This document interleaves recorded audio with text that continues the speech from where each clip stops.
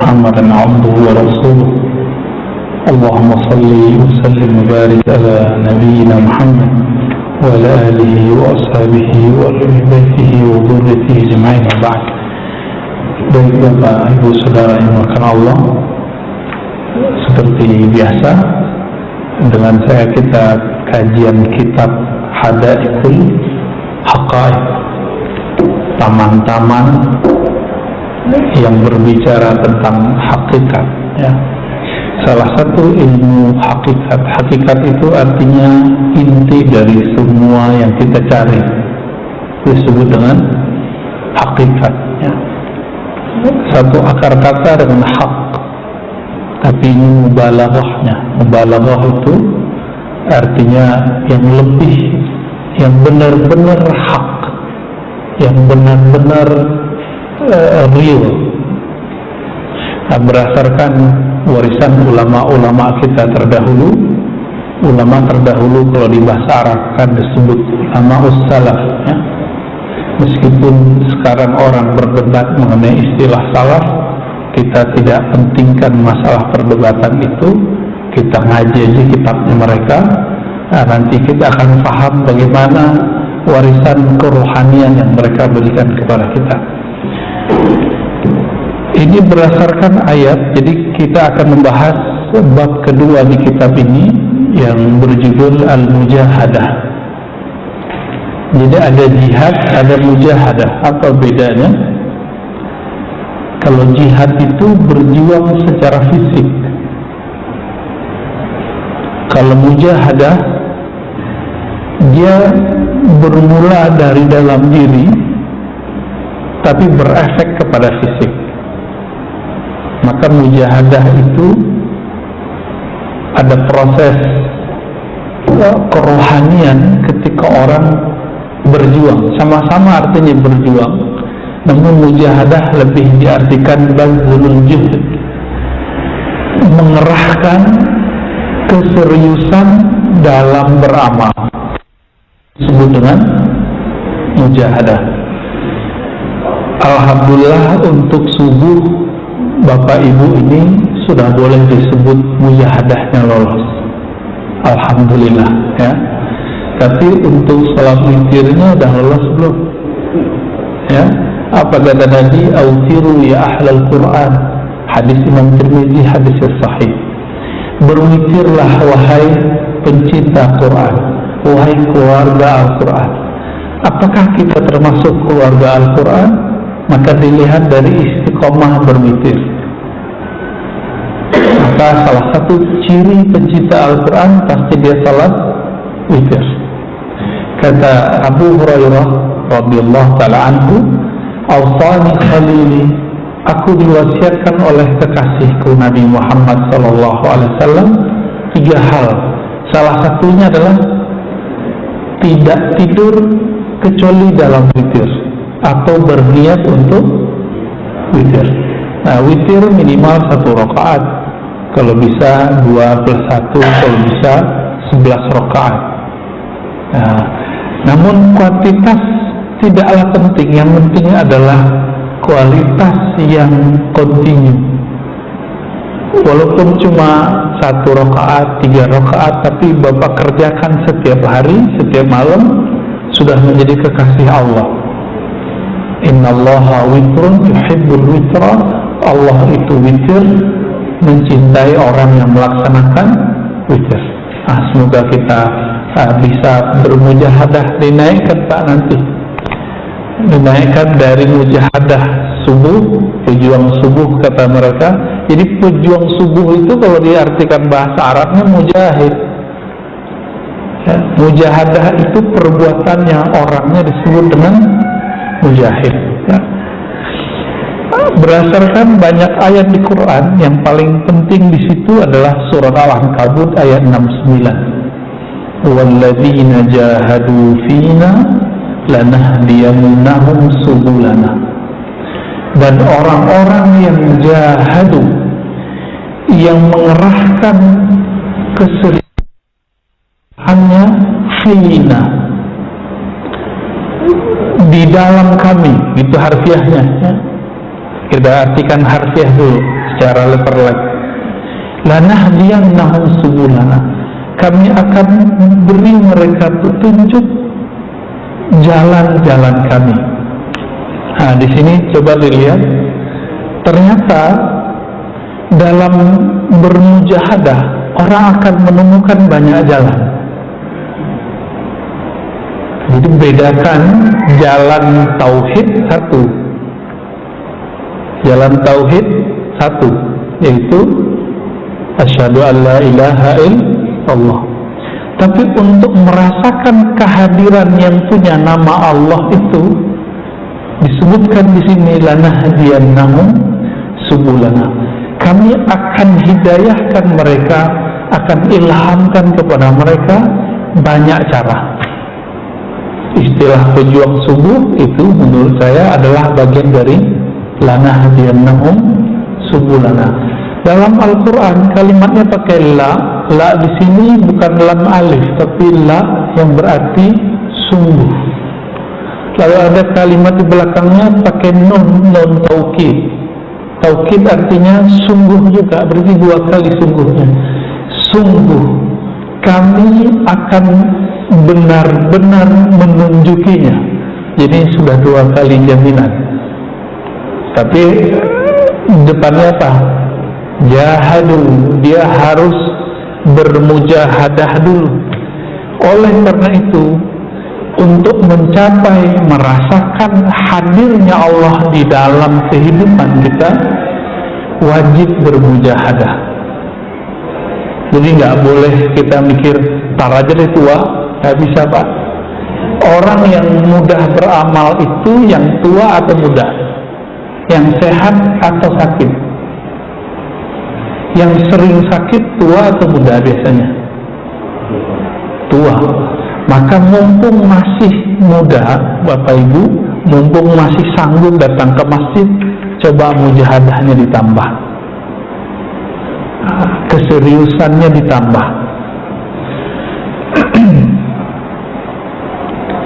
Di dalam hadis Imam Bukhari, ketika para sahabat berbagai macam mendefinisikan jihad, ya, apa kata Nabi? Al-mujahidu man jahada hawa. Hadis ini sahih. Mujahid hakiki itu yang berusaha bersungguh-sungguh melawan hawa. Apa arti hawa? Kecenderungan negatif yang ada dalam nafs. Nafs artinya jiwa. Jadi kita ini kalau nggak ada syaitan, bakat kita sudah buruk. Bakat dari siapa itu? Dari nafs. Maka Bapak coba lihat, awal ketemu orang kita udah mulai suuzan, benar nggak? Ketemu orang, wah ini kayaknya orang aneh nih gitu.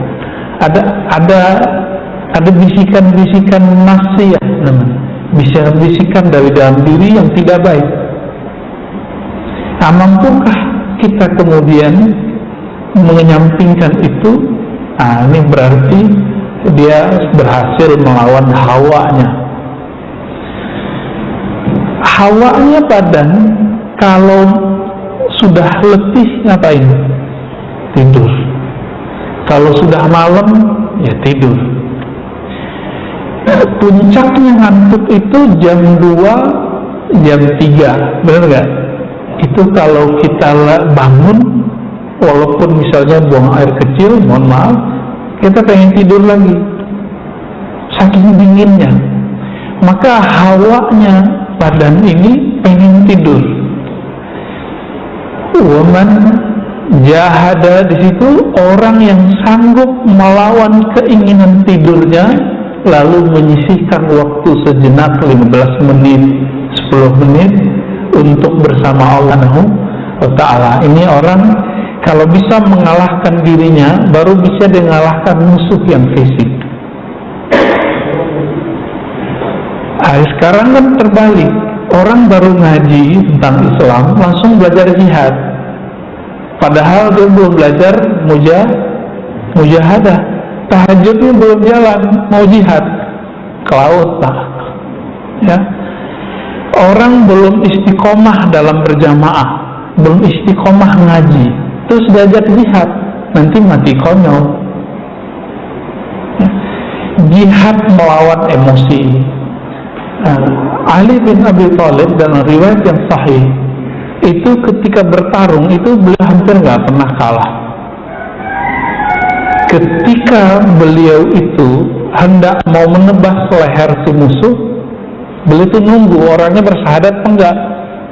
Ternyata orang itu meludahi Ali bin Abi Thalib. Awalnya beliau ingin menebas leher orang ini karena dia menghujat Allah. Tapi ketika orang ini meludahi Ali bin Abi Thalib, beliau merasa tersinggung, egonya kena. Tapi di situ beliau kemudian mampu melawan jihad hawanya. Kalau dia menebas orang ini karena tersinggung oleh ludahan, maka itu bukan jihad fisabilillah. Maka Ali bin Abi Thalib sudah lolos jihad fillah, baru dia benar jihad fisabilillah. Sekarang mohon maaf, orang-orang yang barusan ditangkap itu, yang mereka berniat ingin katanya jihad di negeri kita, Pak, ngebom, udah latihannya di daerah mana kemarin, Jawa Tengah ya, nyewa rumah lalu mereka latihan jihad. Nah ini kita juga bertanya sama mereka, ente mau jihad apa? Negeri kita walaupun seburuk-buruk negeri ini, pemimpinnya masih muslim. Walaupun sebagian besar bapak mungkin nggak nyoblosnya, termasuk saya misalnya nggak nyoblos, tapi masih muslim toh. Wakilnya masih kiai, Pak. Tapi yang paling mereka benci siapa? Dan itu emang dari sononya, Pak, dari ISIS, Daesh bahasa Arabnya. ISIS ini yang paling mereka benci itu syurtoh, bahasa Arabnya. Syurtoh artinya polisi, karena polisi itulah yang nakap-nakapin mereka. Akhirnya perjuangannya karena merasa dizolimi, karena emosi dizolimi, bukan karena ingin menegakkan agama Allah Subhanahu wa ta'ala. Nah, ini yang tidak benar. Islam masuk ke negeri ini sudah dicatat dan diakui oleh ulama Al-Azhar, ulama Yaman, ulama dari mana-mana. Masuknya bukan lewat jalur perang, tapi masuknya dengan jihad qalbiyah, jihad nafsiyah. Jadi para ulama ketika masuk ke negeri kita, mereka nggak pakai pedang, Pak, tapi mereka mengalahkan egonya, berbaur dengan masyarakat, lambat laun Islam Indonesia tumbuh. Maka nggak usah khawatir, negeri kita Islamnya nggak akan cepat hilang. Kenapa? Karena masuknya nggak lewat perang, masuknya lewat budaya. Bapak cek semua budaya yang ada di negeri kita, itu pas dibuka ketemu ternyata ada dalilnya, tapi namanya sudah berubah. Nah, saya penelitiannya tentang itu lumayan lama ya. Sampai kita kaget-kaget yang dulu kita anggap ini budaya Hindu dari hadis Nabi Sallallahu Alaihi Wasallam. Kembali ke sini. Jadi apa arti dari mujahadah? Mujahadah itu kesungguhan seorang hamba melawan dorongan dirinya untuk melakukan keburukan. Itu level 1 sebenarnya. Ada lagi jihad yang versi kedua. Boleh dilakukan, tapi dia kemudian mengurangi. Nah, ini jihad level 2, disebut jihadnya orang-orang yang wara. Ya, apa kata Nabi?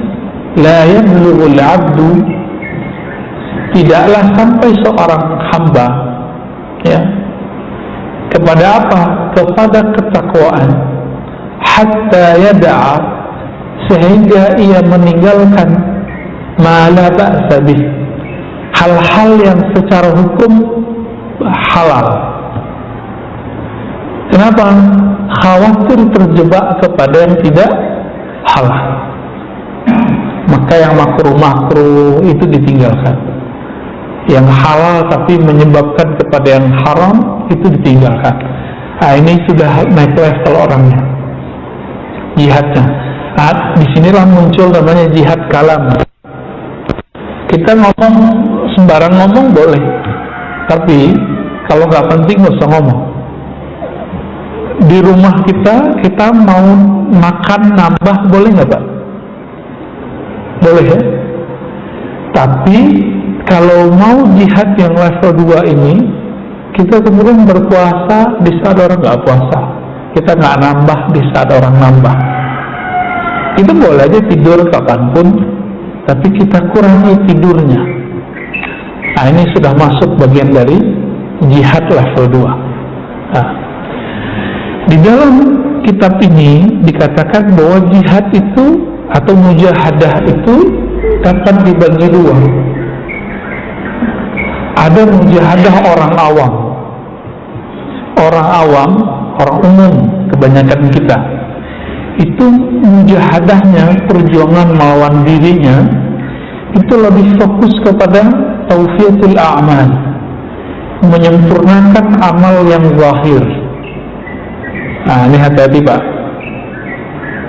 Dari dulu kita di sini nih, maka pertanyaan orang awam kepada gurunya, ustadznya selalu, Ustadz bolehkah ini, bolehkah itu? Ustadz apa pahalanya melakukan ini? Ustadz apa dalilnya melakukan ini? Selalu begitu. Pahala, dosa, boleh, tidak boleh, sunnah, bid'ah, halal, haram. Ini pertanyaan orang awam. Tapi saya lihat sebagian bapak ibu ini sudah naik ke level rohaninya. Pertanyaannya bukan itu lagi. Bukan berarti pertanyaan yang tadi salah. Pertanyaan tadi benar untuk orang awam. Orang yang sudah berjuang melawan dirinya, kemudian dia ngaji, dia belajar, dia ingin menemukan kelezatan dalam ibadah, tapi nggak ketemu. Maka pertanyaannya bertambah. Ustadz, bagaimana caranya khusyuk? Nah, ini udah naik levelnya. Sudah mulai begitu nggak Pak pertanyaannya? Sudah mulai ya? Beneran? Kalau sudah mulai, berarti Bapak mujahadahnya sudah mulai naik. Karena mujahadah yang kedua ini disebut mujahadatul khawas, latihan kesungguhan orang-orang yang khawas. Apa arti khawas? Orang-orang yang spesial di sisi Allah Subhanahu wa taala. Nah, disebutkan di sini mereka berjuang itu bukan sekedar menyempurnakan amal zahir, tapi tasfiyatul ahwal. Nah, mereka mulai menyempurnakan ahwal rohani. Jadi mereka sudah mulai sadar bahwa orang itu soleh bukan dari zahirnya, tapi dari batinnya. Anak kita takut tidak sholat karena ada satu lidi mau kita pukulin sama dia atau rotan. Itu lebih baik atau anak kita dia tiba-tiba sadar saya pengen sholat nih. Nah, mana yang lebih baik Pak? Yang sadar atau yang takut? Nah, kebanyakan kita membayangkan Allah itu menyeramkan. Allah tuh suka menyiksa. Maka kita sering ngomong ke anak, "Ntar kamu masuk neraka loh," gitu ya. Ya. Saya punya kajian, isinya kajian itu membedah kitab yang mengkritik satu aliran. Karena kajian itu sering orang message saya dengan kalimat neraka, neraka, neraka. Ente terdihisap loh, ente neraka loh. Jadi orang-orang awam kebanyakan membayangkan bahwa Allah itu suka nyiksa aja. Padahal Bapak cek ya di Quran, Allah lebih sering menyebut Rahman Rahim atau Allah sebagai Dzuntiqam. Ya, yu'adzibu man yasha, itu dikit. Ya. Mengazab siapa yang dia mau. Ayatnya nggak banyak Pak. Tapi setiap surat, selain surat Bara'ah, surat 9, surat Taubah, semua dimulai dengan Rahman Rahim. Rahman Rahim. Maka ciri-ciri orang yang sudah mulai masuk ke mujahadatul khawas, ya, perjuangan rohaninya sudah sampai ke level yang istimewa, mereka sudah mulai mengenal bahwa diri ini, qalbu kita lebih tepatnya, itu hanya bisa baik sejauh mana dia mengenal nama-nama Allah Subhanahu wa ta'ala. Maka semoga di sini nanti, atau sudah ada ya, kajian Asmaul Husna. Semoga nanti ada khusus ustadz yang mengkaji Asmaul Husna. Kelembutan hati seseorang itu tergantung seberapa banyak nama Allah masuk ke dalam qalbunya. Jadi Bapak kalau pernah berpikir kenapa ya hati saya keras gitu, pertanyaannya sederhana, dijawab dengan sederhana. Karena kamu jarang memasukkan nama Allah ke dalam kalbumu. Kalbu itu makanannya cuma satu Pak, nggak bisa pakai yang lain. Makanan cuma nama Allah. Dalilnya surah Ar-Ra'd ayat 28. Nggak ada yang lain. Al-Anfal ayat 2, ya, nggak ada yang lain. Hanya itu. Jadi makanannya kalbu itu hanya menyebut nama Allah. Nama Allah yang diajarkan Nabi banyak, tapi belum memberikan ada kekhususan pada 99 nama. Orang yang membaca nama ini sebelum dia masuk surga yang hakiki, dia telah merasakan surga bau-baunya di dunia. Apa kata Nabi? Surga itu dapat dicium dari 500 am masirah, dari 500 tahun perjalanan. Maksudnya apa? Semenjak kita di dunia kita sudah bisa mencium surga. Dalilnya apa lagi setelah dalil yang ini? Ini yang Nabi katakan, idza marartum bi riyadil jannah farta'u. Jika engkau melewati kebun-kebun surga, maka petiklah. Berarti udah ada kebun surga Pak di sini. Ini kabar gembira saja. Ketika Bapak Ibu Saudara yang melakukan Allah merasa tertarik dengan kajian, dengan zikir, berarti sudah mulai mencium bau surga. Betah kalau duduk. Aslinya kita duduk lama begini betah nggak Pak? Nggak betah. Tapi kalau Bapak ini ruhnya sudah mulai mencium bau surga, maka akan mulai menikmati kebun-kebunnya. Nah, ini baru Riyadul Jannahnya. Riyadul Jannah itu di dunia itu ada 2. Pertama ta'lim, yang kedua zikir. Zikir ini bisa ibadah-ibadah yang lain. Inilah yang dikatakan oleh Imam Syafi'i, Imam Thawri, dan imam-imam yang lain, Imam Salafus Saleh. Apa kata mereka? Kalau bukanlah karena ilmu, kalau bukanlah karena tahajud, kalau bukanlah karena majelis zikir, aku tidak memilih tinggal di dunia. Jadi mereka itu betah tinggal di bumi. Kenapa? Karena ada tahajud, ada subuh berjamaah, ada ta'lim. Nah ini yang bikin mereka betah Pak. Ada zikir, baik zikir sendiri atau berjamaah. Ini yang bikin betah para ulama kita dari dulu. Nah semoga kita mewarisi kerohanian mereka. Nah ini sudah masuk nih mujahadatul khawas, mujahadah orang-orang yang istimewa.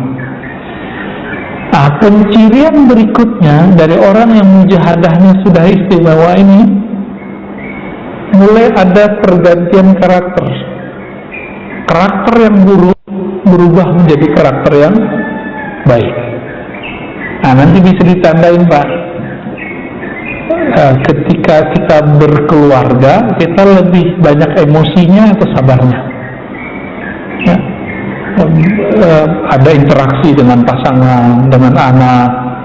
Nanti dicek nih, subuhnya dan kajiannya sukseskah pagi ini? Bapak nanti kalau di rumah ada hal yang nggak sesuai dengan ego kita emosi atau kita berlapang dada lalu memperbaikinya dengan baik. Ini ciri-ciri bapak ini gagal. Kalau ada masalah di rumah, itu cari kambing hitam. Masih kayak gitu nggak? Rajin sholat ke masjid. Ada berita di TV, wah ini karena siapa nih? Mulai nunjuk orang. Ini ciri-ciri orang belum masuk ke mujahadatul khawas. Mujahadatul khawas ini ciri-cirinya. Kalau dia seorang dai, dia seorang ulama, melihat umara salah, dia nggak kutuk, tapi dia doakan kebaikan. Bapak pernah sholat Jumat di Malaysia nggak? Di Brunei? Ada mungkin sebagian ya. Itu mereka kalau Jumatan selain pemimpin ya, selain keburukan atau kebaikan? Keburukan atau kebaikan? Kebaikan Pak. Walaupun di belakang mereka ngomongin rajanya Pak, saya tahu. Saya di belakang pada ngomongin, tapi mereka setiap kali khutbah itu mengaminkan. Kenapa? Ternyata mereka difahamkan oleh guru-gurunya, ulama-ulamanya. Kata Nabi ya, jika pemimpinmu baik maka kalian baik, jika pemimpinmu terlaknat kalian terlaknat. Jadi hati-hati. Kita ini boleh nggak suka pemimpin, tapi haram mendoakan laknat bagi pemimpin. Inilah akidah ahli sunnah. Akidah ahli sunnah melarang berontak. Coba buka semua kitab akidah ahli sunnah, itu tidak satu pun mengajarkan berontak. Kata Imam Salafus Saleh, Imam Tahawi ya, apa kata beliau? Dan kami wanara ya, kami mengatakan, memantapkan bahwa tidak boleh bagi seorang mukmin, seorang muslim keluar dari pemerintahan yang sah meskipun dia tidak suka. Maka Bapak ini dari melihat berita-berita kemarin ya, tolong hati-hati, jaga lisannya ketika berkomentar. Kita silakan kritik pemerintah, tapi jangan kemudian mengatakan terlaknatlah pemimpin gitu. Hancurlah, nah itu jangan. Nanti tinggal balik itu Pak. Mau dia siapa, mau dia kiai, mau dia siapa, benar berbalik sama dirinya. Nah, ini hati-hati ya. Dulu ada banyak sahabat ya yang hidup di zaman gubernur yang sangat tirani, namanya Hajjaj bin Yusuf. Tapi mereka tidak pernah mendoakan keburukan bagi pemimpin itu, tapi mendoakan supaya tetap umat dijaga. Nah, saya dulu pernah mendoakan keburukan bagi pemimpin, dan saya minta ampun kepada Allah setelah membaca kitab-kitab akidah Ahlussunnah. Ternyata setiap, ini ciri-ciri ajaran Khawarij. Pernah dengar istilah Khawarij? Khawarij ini Nabi sebut kilabun nar. Kilabun nar artinya anjing-anjing neraka Pak. Hati-hati. Apa ciri-cirinya? Suka memberontak. Suka memberontak, itu aja udah. Maka apapun alirannya, apapun pergerakannya, kalau sudah mulai masuk ke wilayah ini, itu harus di stop. Nah, alhamdulillah Allah selamatkan diri saya dan teman-teman kita. Akhirnya kita belajar akidah Ahlussunnah lagi. Ya, dulu pernah ikut yang begitu-gitu Pak, ya, gerakan-gerakan yang aneh-aneh. Nah, saya nggak usah sebut nama gerakannya. Baik.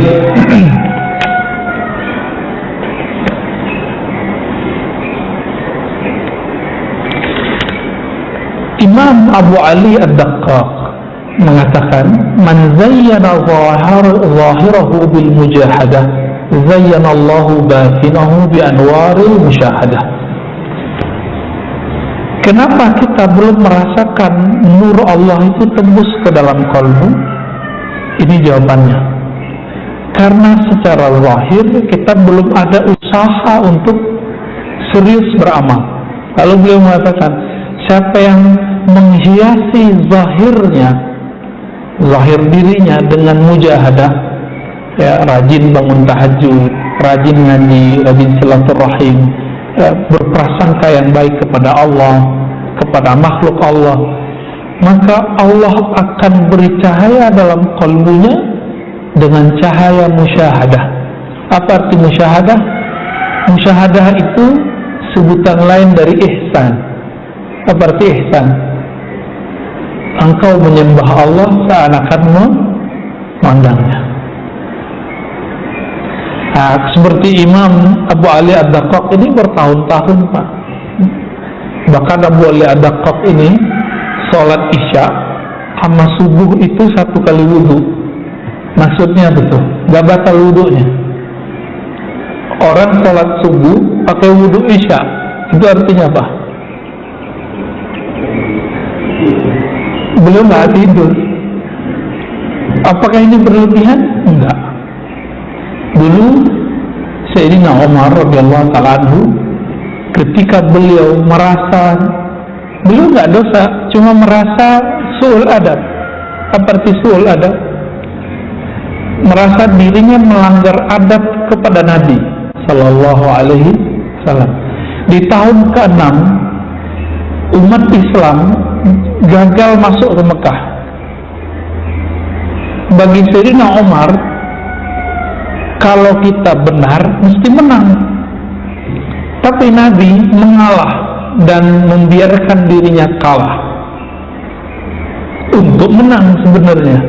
Tapi Umar sudah emosi duluan. Apa kata Umar? Rasulun anta, wahai Muhammad, ente benar Rasul nggak? Wahai Muhammad, apakah agama kita benar? Ini pertanyaan biasa sebenarnya. Tapi untuk selevel Umar, beliau merasa bersalah menyinggung Nabi Sallallahu Alaihi Wasallam. Apa yang dilakukan Umar dalam hadis Bukhari dan Muslim? Umar radhiyallahu ta'ala anhu beliau melakukan pertobatan 40 hari 40 malam, tidak tidur malamnya, tidak berbuka di siangnya, di puasa terus setiap hari. Berapa hari? 40. Bagi kita itu nggak dosa, Pak. Tapi bagi Sayyidina Umar itu dosa. Jadi bagi orang-orang wali-wali Allah, hal-hal yang remeh bagi kita itu bagi dia besar. Suatu kali Syekh Maulana Muhammad Ma'sum, ya,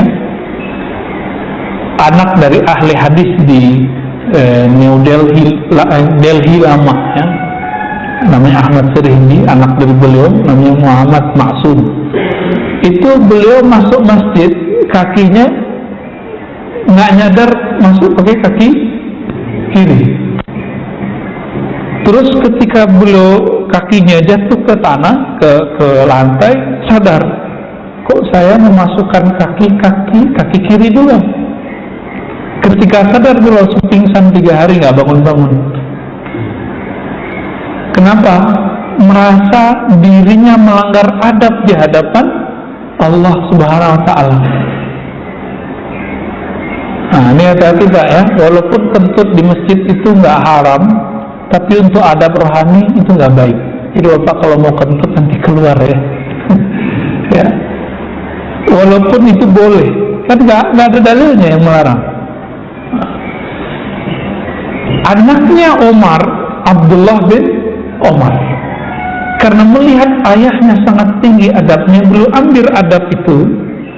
Setiap musim umroh dan haji, beliau tidak berani punya penginapan di sekitar Masjidil Haram, tanah haram.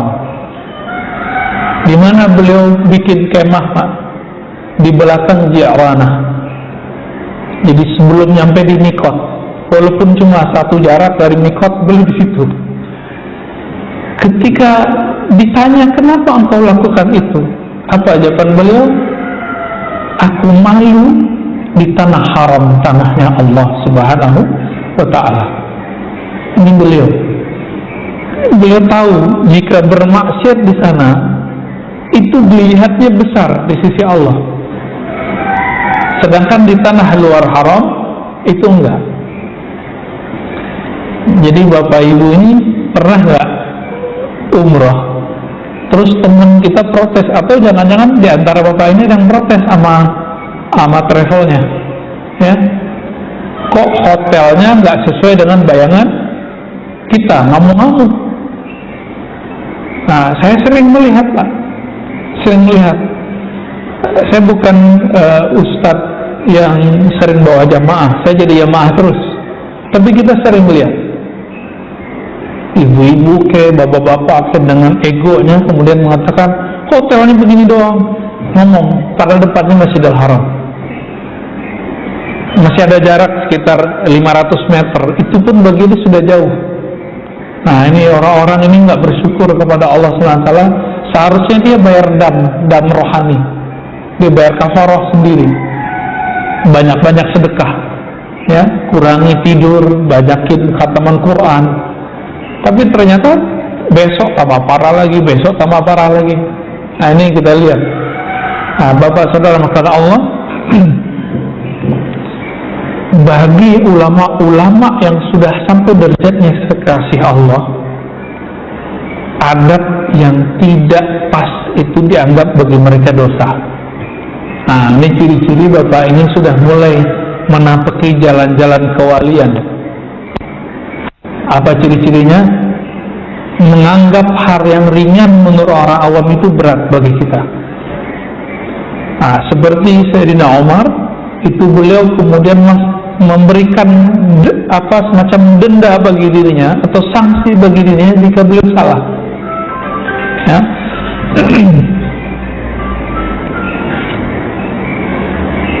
Nah, ada seorang imam namanya Al-Hasan Al-Qazzaz. Apa kata beliau? Buniyat hadhihi tariqatu ala thalathati asya'. Jalan kewalian itu dibangun secara zahir dengan 3 cara. Sederhana sebenarnya. Pertama, alla ta'kula illa indal faqah. Engkau tidak makan kecuali ketika lapar. Kenapa? Dalilnya dalam hadis yang hasan riwayat Imam Ibnu Majah. Apa kata beliau? Bahwa Nabi Shallallahu Alaihi Wasallam bersabda, "Aktsarun nas jaw'an yaumal qiyamah, aktsaruhum syab'an fid dunya." Orang yang paling lama laparnya nanti di akhirat itu orang yang paling banyak kenyangnya waktu di dunia. Maka Bapak Ibu yang suka makan enak, udah makan enak, tapi sisain ya 3 hari selama setiap bulan puasa, mau nggak? Biar nggak disebut orang yang paling banyak lapar di akhirat. Naikin Senin, Kamis. Kita niat ya, insya Allah semoga bisa mengamalkan itu. Amin ya rabbal alamin. Ya. Ada imam-imam tertentu mengikuti kualitas rohaninya Aisyah, yang mana Nabi melarang perbuatan itu, amal itu kepada beberapa sahabat, tapi dibolehkan untuk istri-istrinya dan sahabat-sahabat tertentu. Apa itu? Puasa setiap hari. Itu amalannya Aisyah. Tapi Nabi larang untuk sahabat tertentu. Jadi Nabi itu ternyata memberikan amalan, itu ada kurikulum-kurikulumnya. A, dibolehkan ini, dilarang ini. Bapak masih ingat Abdullah bin Amr bin Al-As itu dilarang menghatamkan Quran kurang dari 3 hari. Tapi Utsman dari pagi sampai sore bisa 4 kali khatam, Pak. Berarti beda sahabat, beda tugas.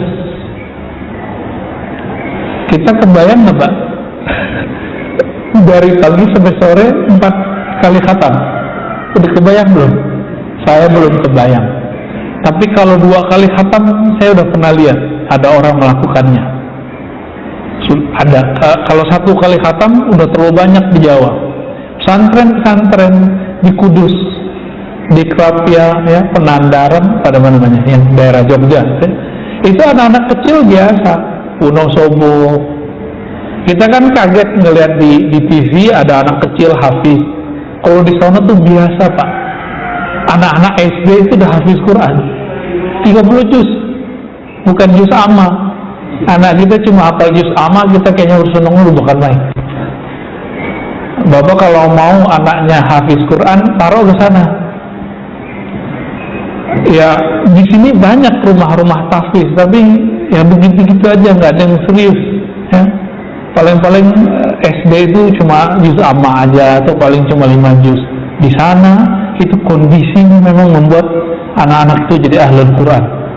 Mungkin ini salah satu rahasia kenapa Pulau Jawa ini kata orang banyak korupsinya, banyak maksiatnya, tapi juga banyak walinya, Pak. Ya, banyak kekasih-kekasih Allah di tanah Jawa. Mereka hafiz Quran mulai dari anak kecil sampai yang tua-tuanya, ya. Lalu yang kedua, ya, pilar dari jalan kewalian itu adalah secara zahir, ya, wala tanam illa 'indal ghalabah. Nah, ini berat nih bagi bapak ibu ini. Tidak tidur kecuali ketika sangat berat. Nah, saya lagi belajar itu, Pak. Malam ini baru tidur 1 jam kita, ya. Alhamdulillah nggak ada rasa berat, ya. Sebelum saya datang ke sini, saya tidur dulu sekitar 1 jaman kurang lah, ya, karena bangun-bangun, ya. Apakah ada perasaan nggak nyaman di badan? Awal-awal ya kayak dunia ini kebalik, tapi lama-lama jadi biasa. Para sahabat Nabi ternyata ada mereka yang cuma tidur sejam sehari, ada yang 3 jam sehari. Tapi jangan langsung dicobain, Pak, ya. Nanti tiba-tiba darah tinggi, ya. Bapak kalau kurang tidur cek darahnya, nanti dianggap darah tinggi sama dokter. Ini ada tahapannya, bertahap. Kurangi dulu 1 jam. Contohnya gini, Bapak tidur jam 10, bangun jam 4. Sekarang majuin bangunnya jam 3. Alarmnya dipasang berlapis-lapis biar bangun, Pak. Awal-awalnya ngantuk, nanti berangkat kerja ngantuk, tapi lama-lama kita akan merasakan nikmat. Nikmat, ya. Maksudnya apa? Ternyata nikmat di tubuh ini ada yang lebih dalam. Tubuh kita senangnya makan banyak, istirahat lama. Tapi roh kita maunya makan sedikit, tidurnya sedikit. Setiap kali Bapak ini mengurangi porsi makan, mengurangi porsi tidur, rohnya itu kayak girang. Semakin banyak kita makan, itu rohnya terpenjara oleh makanan. Nah, benarlah kata Nabi, ad-dunya sijnul mu'min. Dunia, nikmat-nikmatnya itu membuat penjara bagi seorang beriman. Harus kita terpenjara, Pak, di situ. Dan yang ketiga, wala tatakallam illa 'inda darurah. Tidak berbicara kecuali penting. Maka nanti dilihat apa ciri-ciri berbicara penting. Idza a'jabakal kalam faskut. Jika kamu merasa kalammu menarik, diamlah.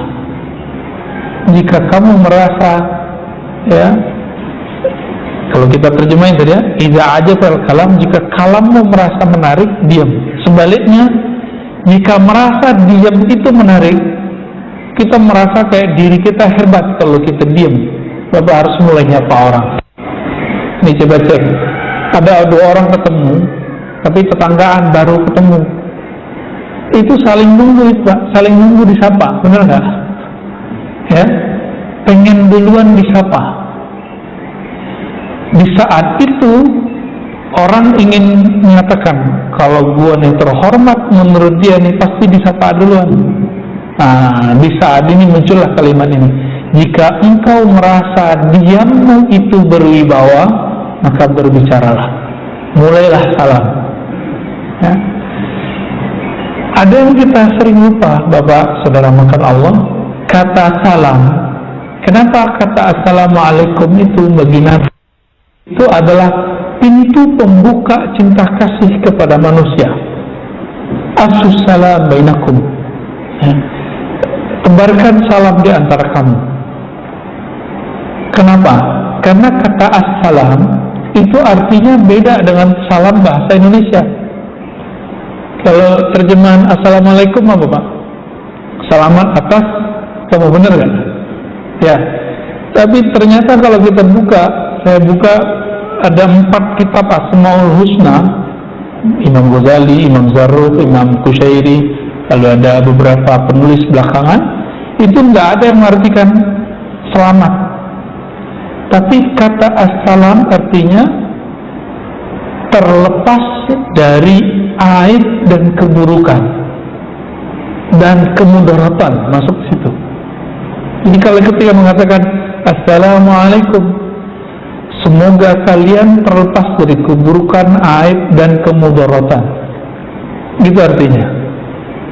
Aib itu bisa zahir, bisa batin. Maka include di situ keselamatan. Cuma terjemahannya kok cuma keselamatan atau salam damai kan gitu ya. Nah ini terlalu sempit maknanya. Dan dianjurkan seorang muslim ketika ba'da salat dia membaca Allahumma antas salam wa minkas salam tabarakta ya dzal jalali wal ikram.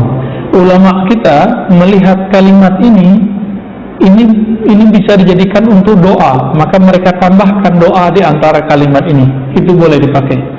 Gimana bacanya? Allahumma antas salam wa minkas salam wa ilaika, gitu ya. Ya'udus salam fahayyina, hidupkan kami dalam keselamatan, masukkan kami ke negeri surga yang penuh assalam, kedamaian.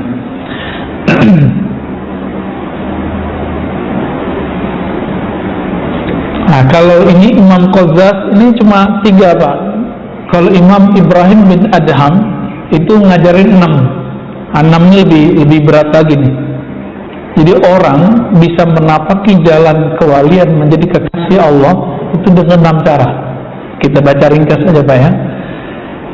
Yaghlib baban ni'mah wa yaftah bab syiddah. Dia tutup bab menikmati dunia,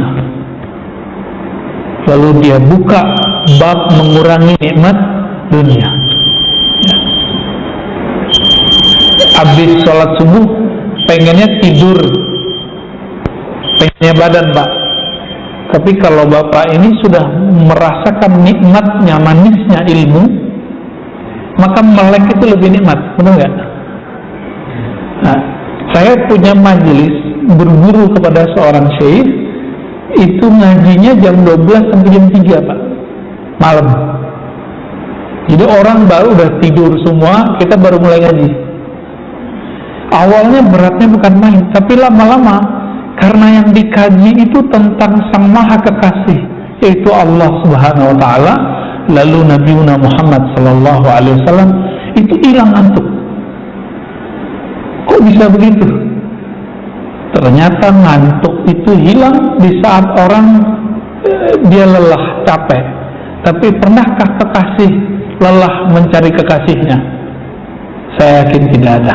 Ya, Bapak kalau waktu masih muda dulu, ya 5 jam aja sama kekasih itu ngerasanya bentar doang, nggak ada lelahnya. Maka pengantin baru itu udah sebulan rasanya begitu, baru sehari itu ya, bulan madu itu. Kecuali belum lagi tengkar Pak ya, sehari itu rasanya sebulan. Nauzubillah min dzalik. Yang kedua, yaghlib babal ilm, dia tutup pintu merasa mulia. Nah ini saya melihat nih orang-orang di pesantren sama jemaah tabligh Pak, walaupun saya nggak ikut jemaah tabligh sekarang ya, tapi mereka itu kalau yang benar ya, kalau yang nggak benar ketemu juga saya ya. Kalau yang benar itu kan jemaah tabligh nggak ada yang ceramain ustadz, nggak ada. Tapi kalau nggak benar ketemu ustadz diceramain sama mereka. Ini kejadian guru kita ahli hadis Imam Besar Istiqlal Syekh Ali Mustafa Yaqub yang lama almarhum, didatangin oleh anak-anak tabligh ini, jurusannya umum, terus menceramain kiai. Ayo pakai khuruj itu artinya apa? Keluar kita menginap, berjuang, berdakwah di luar, di masjid-masjid minat.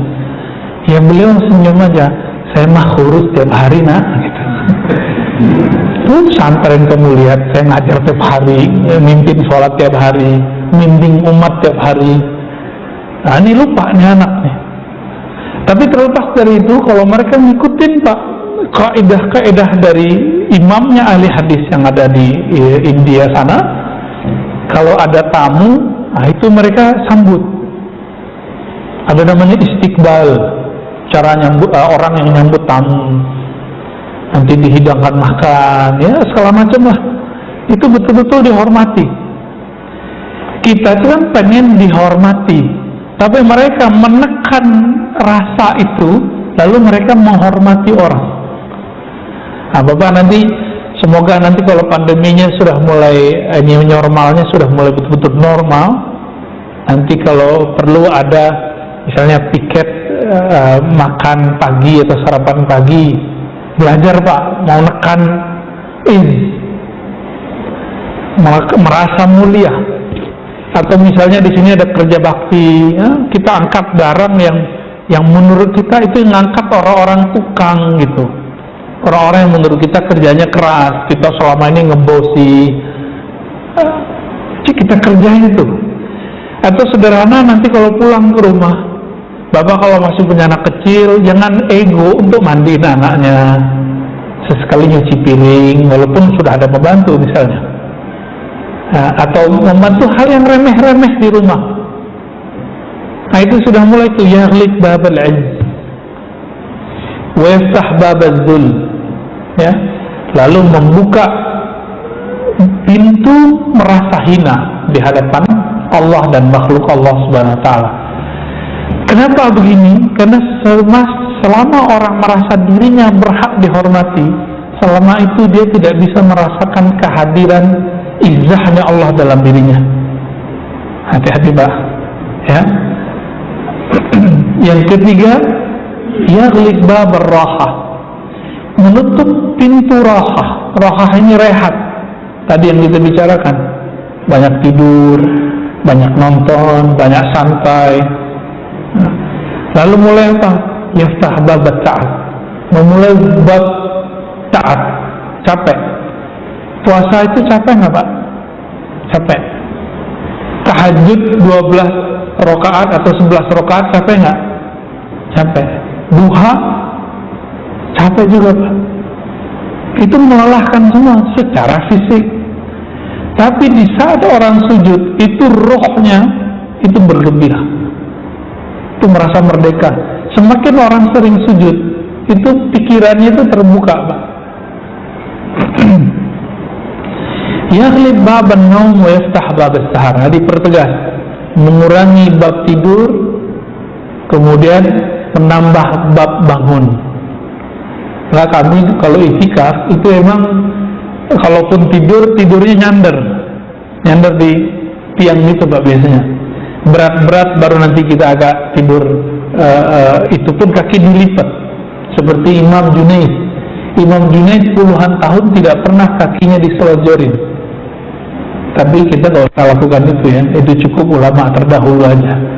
Nabi nggak ngajarin gitu juga, tapi itu cara mereka supaya tidak tidur nyenyak. Kakinya dilipat ketika tidur, dilipat kiri atau kanan. Ya. Kenapa Nabi suka tidur miring? Karena orang tidur miring itu biasanya lebih sensitif mendengarkan suara koko ayam tadi itu ya.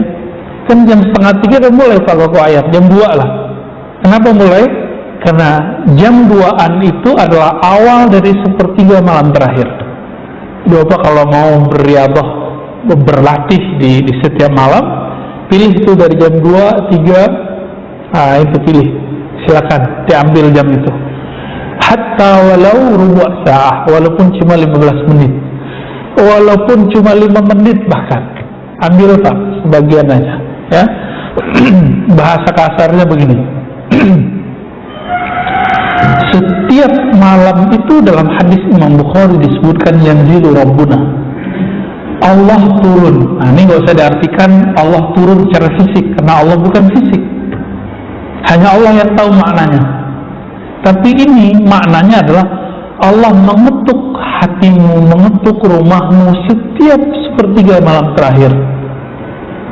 Allah mengatakan, adakah yang bangun untuk sholat, adakah yang bangun untuk taubat, adakah yang berdoa? Itu undangan. Jadi hadis qudsi ini hadis undangan untuk bangun setiap sepertiga malam terakhir. Bapak ini ngundang teman, diundang hari pertama nggak datang, besok diundang lagi nggak datang, ketiga nggak datang, keempat masih ngundang nggak? Nggak mau ya? Sama. Kira-kira Allah begitu. Allah lebih mulia dari itu. Kalau malam pertama nggak bangun, malam kedua nggak bangun, malam ketiga nggak bangun, dia malam keempat Allah biarin aja Pak. Jadi roh kita itu Allah kembalikan saat-saat itu, sesaat saja. Kemudian kita mau nggak menutup pintu tidur ini, walaupun cuma 15 menit. Ini saya mau tanya Pak, coba lihat kalau ada orang yang divonis oleh dokter sakit jantung, terus dokter bilang, kamu latihan ya, lari cepat setiap hari setengah jam. Dia jalanin nggak Pak? Dijalanin, kenapa? Pengen sehat jantung. Yang ngomong dokter fisik. Ini sekarang ngomong dokter kolbu Pak. Bapak mau sehat nggak kolbunya?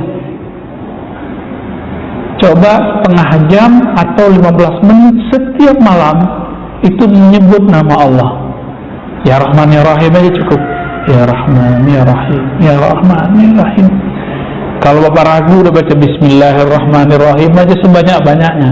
Ragu udah baca La ilaha illallah afdalu zikri, La ilaha illallah. Zikir paling afdal, paling tinggi itu La ilaha illallah. Udah itu ambil ini zikir, dipakai. Walaupun ketiduran, amalin aja. Jadi ternyata tertidur dalam zikir itu anugerah, tapi tertidur tidak mau zikir ini musibah. Kenapa? Ketiduran lagi zikir. Nanti kalau mimpi itu mimpinya enak-enak biasanya. Mimpi ketemu Nabi, mimpi ketemu orang soleh, rohnya itu melayang kemana-mana tuh. An-naum fi dzikr ni'matun. Tidur dalam berzikir nikmat. Ya. Tapi jangan tertidur lagi sujud ya. Sujud nggak balik-balik. Nah ini kejadian santri kita di pesantren ya. Yaftah bab, yaghliq babal ghina wa yaftah babal faqr. Menutup pintu merasa cukup dari bantuan Allah, lalu membuka pintu merasa fakir di hadapan Allah Subhanahu wa ta'ala. Ini ciri-ciri orangnya nanti suka doa. Kita banyak-banyak doa. Dan yang keenam ya kata beliau, yaghliq babal amali wa yaftah babal isti'adat. Menutup pintu angan-angan, mempersiapkan diri untuk pintu kematian. Jadi apa yang membuat kita takut mati Pak? Karena kita banyak berangan-angan tentang hidup panjang, tentang anak-anak, nanti anak saya gimana, nanti pasangan saya gimana, nanti pensiun saya gimana. Nah, ini yang bikin orang stres nih. Namanya al-amal pakai hamzah. Bedanya dan satu lagi pakai ain, al-amal pakai ain. Jadi apa kita lakukan? Gak usah banyak retorika, bersiap saja untuk menghadapi kematian. Ini kan kita nggak tahu Pak, hari ini masih duduk, siang nanti mungkin ada yang menjemput Allah, besok atau besok lagi, tahun depan, tahun berikutnya, kita nggak ada yang tahu. Kalaupun Allah ambil, semoga husnul khatimah ya, ditutup dengan tutup yang baik. Semoga ini bekal kita. Al-Habib Zain bin Smith itu nulis kitab akidah judulnya Bahjatut Talibin. Apa kata beliau? Ini sering saya ulang. Seseorang yang tidak sempurna kerohaniannya ketika hidup di dunia, dia akan mencarinya ketika di alam barzakh. Tapi di alam barzakh lama Pak. Sejam di kita, di mereka udah rasanya puluhan tahun mungkin. Jadi mumpung masih di sini, kalau ada majelis kajian yang mengantarkan kita kepada pengenalan kepada Allah, ya duduk bersama mereka. Nanti kita akan merindukan majelis-majelis itu. Bapak akan merindukannya. Bahkan kita meninggal nih, udah meninggal kita nyari orangnya, mau ngaji lagi Pak. Bedanya apa? Kalau sekarang kita cari pahala, kalau nanti mereka nggak cari pahala, orang di alam barzakh itu. Nah, ini yang dikatakan Nabi, bahwa Nabi Musa masih sholat di kuburnya. Itu Nabi Musa sholat di kuburnya mau cari pahala atau menaikkan derajat pengenalannya kepada Allah? Tentu yang kedua, nggak cari pahala lagi. Nah, mumpung masih di sini, cari ilmu tentang mengenal Allah. Insya Allah nanti kita kenyang di sana. Ini masih banyak, tapi saya rasa cukup dulu. Disimpulkan oleh beliau di belakang, ya. Kalau ingin berlatih mujahadah, coba dilihat diri kita. Jika orang kaya, selain dari tahajud dan biasa yang lain, zikir, maka latihan mujahadahnya adalah berbagi. Bapak ini kan sudah diberi kemapanan oleh Allah SWT sebagian besar, maka mulailah berbagi ke keluarga, ke tetangga, atau orang di luar komplek kita. Orang-orang yang disebut di sini punya kemuliaan pemimpin, itu kan biasanya suka dilayani. Maka mujahadah dia adalah melayani. Ini mujahadahnya. Kita ini kan hidup dunia cari nama. Ada nama jabatan, Pak Direktur, Pak Manajer, Pak GM. Ada yang gelar akademis, Doktor, Profesor, MA, SAG, Sarjana Alam Gaib, ya. Apalagi Pak, itu orang mau cari tambahan nama, mau di depan apa atau di belakang. Itu kita mau cari nama Pak, atau ingin cari nama yang di depannya pakai H, Haji. Nah Bapak sekarang kalau mengenalkan diri ke orang, jangan pakai Pak Haji atau Pak Doktor. Saya Dokter Fulan, saya Direktur, saya Pak Haji. Jangan pakai itu lagi, sebut nama sendiri. Nah ini jihad mujahadah melawan ego. Kira-kira bisa nggak tuh? Bisa ya, harus bisa Pak. Ya, nanti dicek sudah berhasil atau belum. Ketika orang tidak menyebut gelar kita, jabatan kita, kita merasanya biasa aja. Berarti Bapak sudah normal, sudah sehat kalbunya. Ya. Tapi kalau nggak disebut embel-embel Pak Haji, Pak Doktor, Pak Direktur, Pak RT, Pak RW, apalagi Pak Ustadz, ya, atau apapun, berarti belum beres di kalbunya. Nabi Muhammad oleh orang Badui dipanggil apa? Ya Muhammad. Nggak panggil ya Rasulullah. Marah beliau? Enggak. Beliau udah cukup. Ya saya Muhammad, apa salahnya? Ya, terlahir dengan nama Muhammad. Jadi Nabi nggak tersinggung Pak dipanggil Muhammad oleh orang Badui. Akhirnya kan sering tersinggung, siapa lu gitu ya, siapa kamu? Nah, ini bagian dari mujahadah yang ringkas untuk zaman sekarang. Kalau Bapak masih riuh, tidak sanggup mujahadah ngurangin tidur, nah coba di situ. Nah, semoga kajian ini membuka mata hati kita bahwa di dunia ini salah satu PR kita adalah berjuang melawan ego kita, diri kita sendiri. Sallallahu alaihi Muhammad. Ada yang mau ditanyakan Pak? Kalian temanya sebenarnya menarik, tapi tidak fokus dari sebenarnya menyangkut hawa nafsu sebenarnya. Tadi juga terus dua bapak ibu yang ingin ditanyakan karena saya ada waktu, tapi mangga 20 menit barangkali. Udah syuruk Pak. Ya. Tentang pertanyaan. Kalau cukup ya. Oke, alhamdulillah ya. Udah mulai terang di luar sana. kita meminta kepada Allah, semoga Allah memberikan kekuatan kepada kita semua orang-orang yang hadir untuk mampu bermujahadah. Amin ya rabbal alamin. Kita tutup dengan doa mahabbah dari Nabi SAW. Allahumma rizqna hubbak, ya Allah berikan kami cintamu, Allahumma ij'alna mimman ahbabtahu, ya Allah jadikan kami orang yang engkau cintai. Allahumma ij'al sayyi'atina sayyi'at man ahbabta, ya Allah jadikan kami hambamu jika pun kami terjebak dosa, tapi engkau tetap mencintai dan menyayangi kami.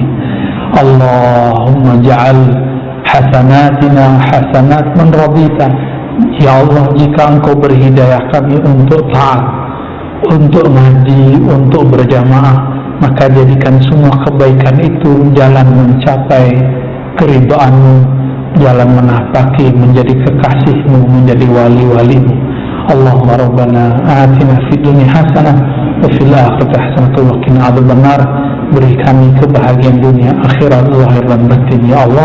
Wa sallallahu ala nabiyyina Muhammad walhamdulillah rabbil alamin.